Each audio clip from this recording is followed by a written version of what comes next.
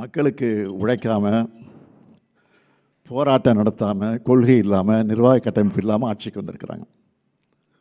இதை பார்த்து நாமளும் அப்படி ஆக முடியாது, ஆகிடவும் கூடாது. அந்த மாதிரி நாமும் கட்சி நடத்தலாம்னு நினைக்கவே கூடாது. நாமெல்லாம் நிரந்தரம்.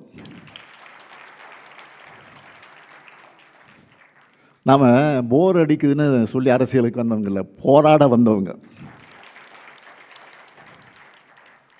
வெற்றி தோல்வியில் நம்ம இயக்கத்தோட வாழ்க்கையே அடங்கி இருக்க போகிறதில்ல. ஒரு தேர்தலில் தோற்றா அடுத்த தேர்தல் வரும் வரை தூங்கி வடிகிறது தான் மற்ற கட்சியுடைய வழக்கம். எதிர்கட்சியாக இருந்தாலும் சுணங்கிடாமல் மக்கள் நலனுக்காக சிறப்பாக செயல்படுற கட்சி திராவிட முன்னேற்ற கழகம் என்பதை நம்ம எதிரிகளே சொல்லுவாங்க. கம் பேக் கொடுக்கறதுல நாம் தான் ஸ்பெஷலிஸ்ட், சிறப்பாக கொடுப்போம்.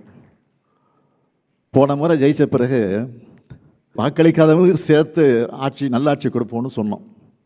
அதை செஞ்சு காட்டணும்.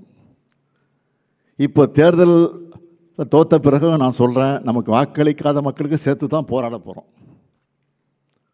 அவங்களுடைய நலனுக்காக தான் துணை நிற்க போகிறோம்.